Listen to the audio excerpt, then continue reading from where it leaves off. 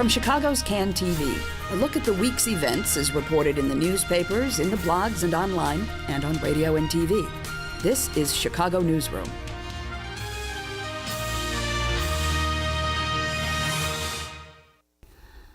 And hello again. Welcome to yet another edition of Chicago Newsroom right here on Can TV. I'm Ken Davis on this nice, cool fall day in September, and we are going to spend some time today with a couple of great thinkers, something we don't get a chance to do. No, I don't mean, no, we should start over. I don't want to say that. I don't want to say that our other guests are not great thinkers, but we tend to have journalists and people who live in the moment on our show, and today we've got some people who, one is a college professor, former alderman, Dick Simpson, and someone we've wanted to have on the show for a real long time, and I'm very happy you're joining us today, Dick. Thank you. Thank you. And Miguel del Valle, who, if you watch this show, you need no introduction to Miguel del Valle when it comes to politics, because he was one of the candidates for mayor just only very recently, and we're really happy to have you on the show here today with us, Miguel. Thanks for being here. There are things large and small to talk about, but I thought we'd start with the fact that Mayor Emanuel announced again yesterday another 150 new police officers on the street, which brings his total to somewhere around 900 of the 1,000 that he promised that he would put on the street. And I am fascinated to see that for the first time we're seeing some real pushback to that story. Mark Brown today in the Sun-Times does a pretty extensive knockdown of that story, and there are a lot of other stories about it, that you can't just take police officers who were already on the street, move them to a new assignment and say, now this guy is a new on-the-street police officer. And the police union is saying 300 have left through attrition and retirement in this year alone, so the numbers just keep coming down of actual police officers in the police department. And I'm concerned for the future because we've made this comment on the show before that mayors and leaders always seem to be able to find bureaucrats, people who were pushing paper at desk jobs, and whether it's the Board of Education or the police. And if you go over the last 30 years, by my calculation, I think we've found over 25,000 bureaucrats that we've moved out onto the street because we just keep coming up with this number. And if Rahm Emanuel keeps pulling them out, there's going to be nobody for future mayors to fire or to bring out these bureaucrats that we all hate so much. So what's going on? Miguel, why don't you kick us off? What do you make of this police story? Well, during the campaign, I refused to make the pledge to hire more police officers. Gary Chico wanted to hire, or said he would hire 2,000 police officers. Right. Rahm Emanuel said 1,000. I indicated that as vacancies occur, that we would fill those vacancies, budget permitting, and that then we would reassign those individuals to districts where they were most needed. What Rahm Emanuel is doing was very predictable. The money is not there, and it was impossible to hire 1,000 new police officers at this time. As a matter of fact, given that the police budget is the largest, or probably the largest budget in city government, there are going to be additional cuts there. And it just got cut by $190 million. Well, is in the process of, if you want to believe that. That is supposed to happen. Right. I'm not sure where they're going to find $190 million. Well, they'll cut bureaucrats. Because that will mean that the size of the workforce will be reduced dramatically. The total budget cut is going to have to be $650 million for the whole city. And as Miguel knows, that's a huge cut. We really only have about a $6 billion operating budget. So you're talking about cutting 10%. 80% of the budget of the whole city is personnel. That's what we pay for. We buy a few other things and stuff in the regular operating budget. So if you figure all that out, it means that total cuts at city employees have to be in the 1,000 range, and police will have to take some portion of that cut as well. So they may be bureaucrats, but it's, you know, you've got to file a lot of arrest reports and other things.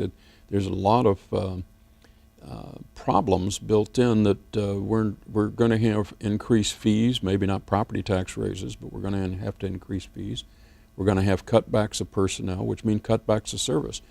So we may be looking at things like garbage collection every other week instead of every week, or the like. We have to make choices, none of which are very happy choices. This isn't how should we spend a lot of new money.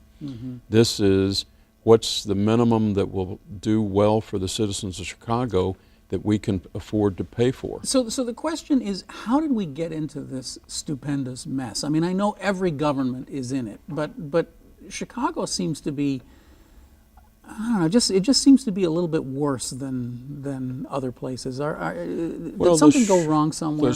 Let Miguel give a fuller answer, but the short answer is that for the last 4 years at least, we have been balancing the city budget with one-time revenues like the money from the parking fees, the parking meter sale, or the Skyway sale, or whatever.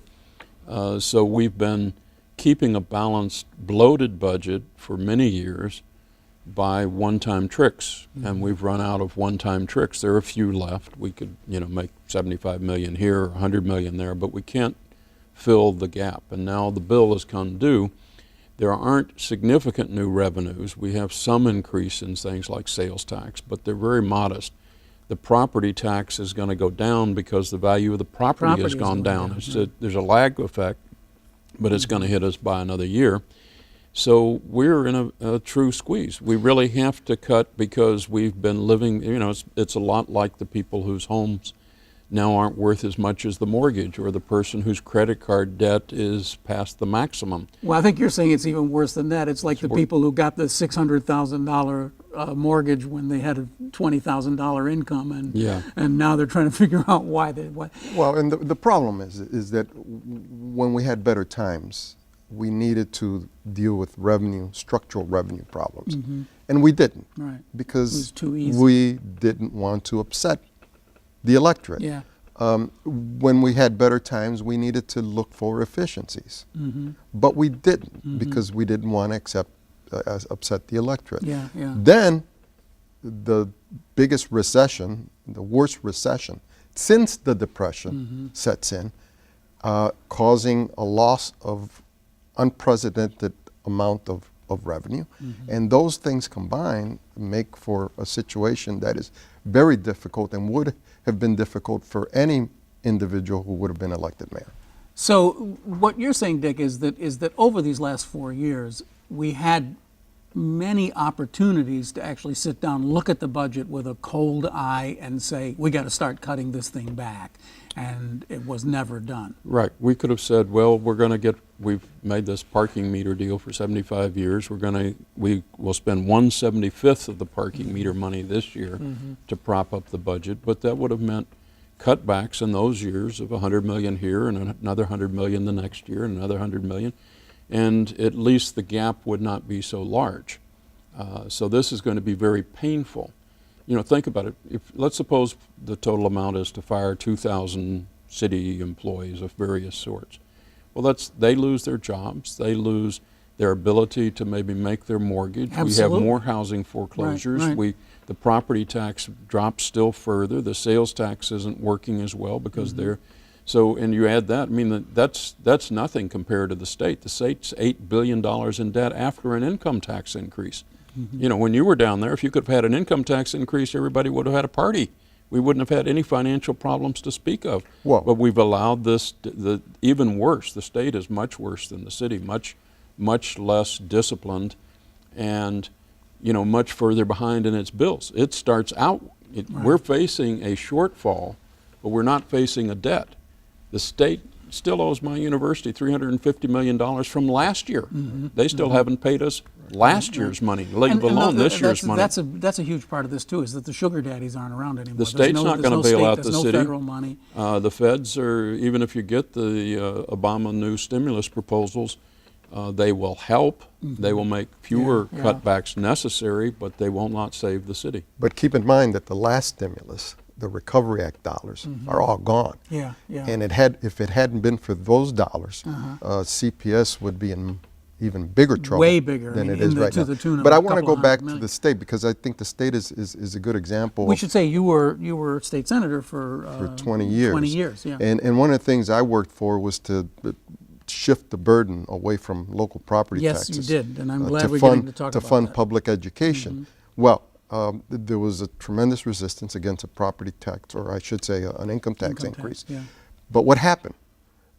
It finally came, the income tax increase came, but not to deal with education. Right. Just like the lottery. So instead of reducing the burden, we are now facing another $150 million property tax increase just for the Chicago public schools. And we know that half of the property taxes we pay in Chicago go to the Chicago public schools. Right. But, and also, I mean, not to go too far down this road, but a huge part of that is because a lot of that money is getting siphoned off into tax increment financing too.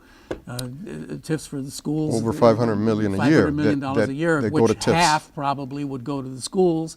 So there's another whole issue. Absolutely, and that's one of the recommendations I made, was that for the next couple of years, rather than increasing local property taxes for CPS, that we use TIF dollars to help us get by these difficult years, rather than hitting property owners again.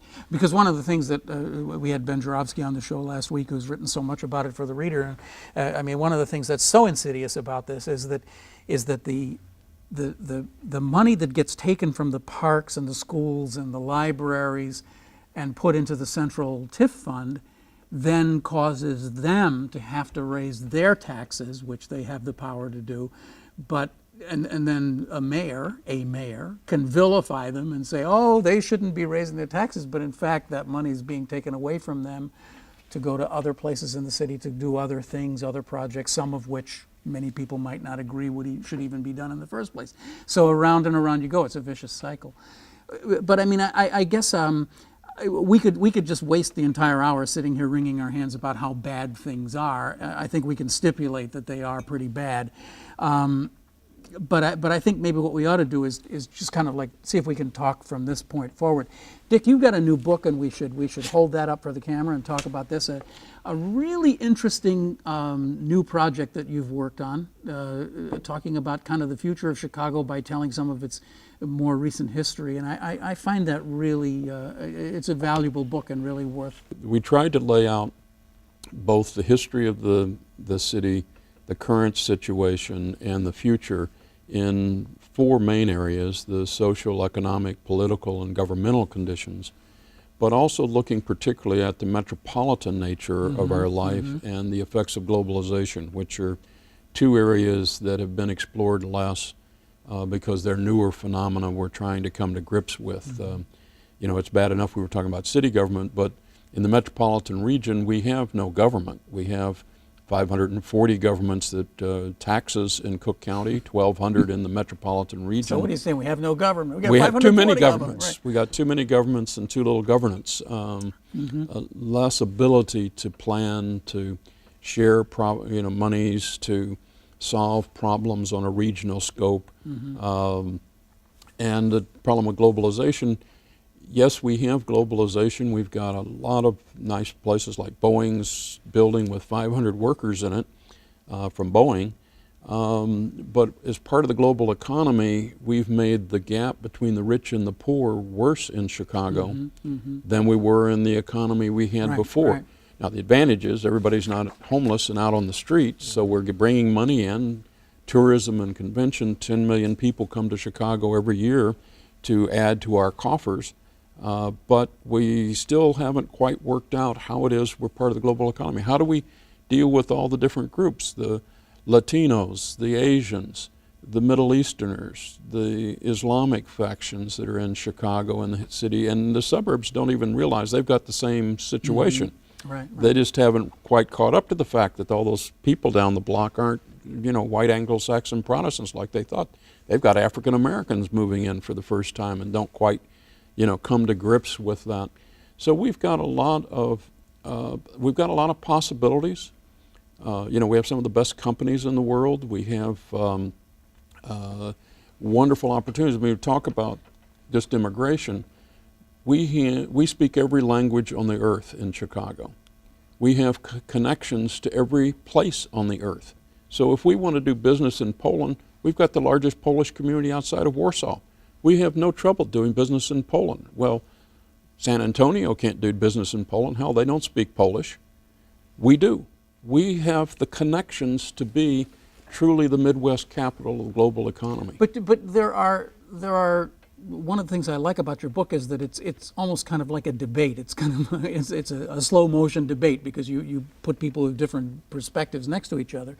And one of the things that gets kicked around in your book is whatever global city is. We want to be a global city, right? We sometimes think we are a global city. There are people who say we aren't a global city. But one of the real questions is, isn't a global city actually just a low wage city? I mean, that's kind of what... Well, it's what's called the hourglass economy. Those folks who are lawyers down on LaSalle Street making $500,000 a year, or the people who are we're the consultant capital of the world. We've got more consultants for businesses than anywhere on earth. Hooray for us. Hooray for us. Well, some of them are making pretty good bucks telling the company in Germany how to do its business. Right. But at the same time, we've got janitors and clerks and people working in the office who are making well less than $15,000 a year, which is the average service salary, with no benefits, with no retirement hopes, and working part-time. Even though it's 30, 40, 50 hours a week, it's part-time in the way they're paid and the way they're structured and what their life is like. So that we've gotten global economy in a way, or global city, but we haven't gotten it right. And the problem is, how do we make a livable and equal global city? Well, Miguel, I'd really like to hear you chime in on this. I know you haven't had the benefit of reading this, but one of the contributors points out that we have about the same proportions of minorities as LA and New York. We're, roughly one-third, one-third, one-third. But the cleavage between the haves and have-nots in Chicago is way higher than it is in LA and in New York. And there is a history in Chicago that sort of got us where we are today, and I wonder if you have any sense of whether we can ever overcome that, whether we can climb out of that abyss. Well, and part of that history is the loss of manufacturing jobs. When my father came from Puerto Rico to live in Chicago, he started working in a restaurant, and then after that ended up working for Zenith and worked there for almost 20 years. Probably knew my mom. She worked there too. Well, we share that yes. common history. Right. And so those jobs paid enough for families to be able to survive. Right. It still wasn't enough to buy a home, but then people were able to get jobs in the steel mills. They were able to get jobs in other manufacturing sectors where the salaries were decent. That allowed them to settle in and provide for the family. Those jobs are not there today. They have not been replaced. Those who do have jobs have the service sector, low-paying jobs, low-wage jobs. And that's why you have people doubling up, families doubling up, and you have people going into foreclosure where the foreclosure is on 2 or 3 families, not on one, because 3 families have been paying that mortgage, and now they can't afford it. And so 3 families are affected. And so how do we ensure that there are more opportunities for folks in the city of Chicago? That's why education is so important. In my family, I went from having my father work in a factory to then providing for me, and I was able to go to a state school. I still had to do loans. Me too. Now my daughter is in one of the top law schools in the country, and now interviewing with different law firms in New York and Washington, D.C. and you could run for mayor. And so that is progress. Right. But there isn't enough progress for all, and that's why we have the serious problems that we have in many neighborhoods in the city of Chicago. Okay, I think we probably, the 3 of us would all agree that education is, if not the single biggest issue we have to face, it's certainly right up there. Is, on the face of it, increasing the school day by 90 minutes the highest issue that we should be putting our resources and time into? Do you agree with that? Well, I think one of the problems is the question that the union has raised. It's not just the 90 minutes, but what will happen in the 90 minutes. One of the things that always has disturbed me is we got rid of all the civics classes. I know we got rid of the art, the music, and all the other things, but we no longer teach even the basics of citizenship. We did a better job teaching citizenship when you were in school, Right. much better. High schools no longer even have it in the curriculum to speak of, other than to be able to pass the dinky state test on the Constitution. That's just a minor example of what the education problems are. The community colleges do a lot to make up for what the high schools didn't do, and the community colleges consider that not their job. They don't like the fact they have to teach remedial classes. The universities will not teach remedial classes in any major way. We've got a system that doesn't really talk to each other, that doesn't really work together to benefit, and that's beyond the other kinds of job training and the other things that we need for people who are already past the normal age and may be returning to get reskilled and don't need a college degree, but they need a new skill from what their old job was to get a better job. Right. And as we talk about a longer school day, we have to talk about expanding career and technical education in our schools. We have to talk about going from a 20-minute lunch period to a longer lunch period. Let's go back to where we were a few years ago. We have to talk about adding recess to deal with our problem of obesity and health issues within our schools. There are a whole bunch of things that need to be talked about. It's not just a matter of lengthening the school day. In this debate, both the teachers union and Emmanuel are right. We do need a longer school day, but we need to look at how we fill that school day. And here we are today talking about art and music as enrichment. Those classes should be part of the curriculum. You learn in art. You learn to read in music. And so now the it's debate, like, if you'll go along with this plan, we'll give you $150K, and maybe you could add an art teacher. That's kind you of could where add that's- something. And so I think lost in this struggle is what do we do to ensure a quality education for all the kids in every school in the neighborhood, not just in the magnet and selective enrollment schools. So, I mean, I'm really kind of baffled when I look at the whole situation with the union and the mayor, and there's a lot of emotion that the mayor's really basically a union buster, that he's going after the unions. But then more and more you're seeing journalists and columnists and commentators kind of lining up against the union and saying these guys are being recalcitrant. Well, but come on, I mean that it's obvious. Who's against spending more time with children in school? That's motherhood and apple pie. That's an easy one. That's an easy one. And Emmanuel and his people have very cleverly outmaneuvered the CTU on this. The You believe CTU they was have. caught flat-footed on this one. The CTU has a valid and strong argument to make here about how do we fill the school day? How do we ensure that teachers aren't having to go into their pockets to buy school supplies? Right. How do we ensure that the 100 schools that don't have school libraries are given libraries? So that's part So how did it come the to this? How process. did it come to this, that the CTU is so on the ropes and so defensive? What happened?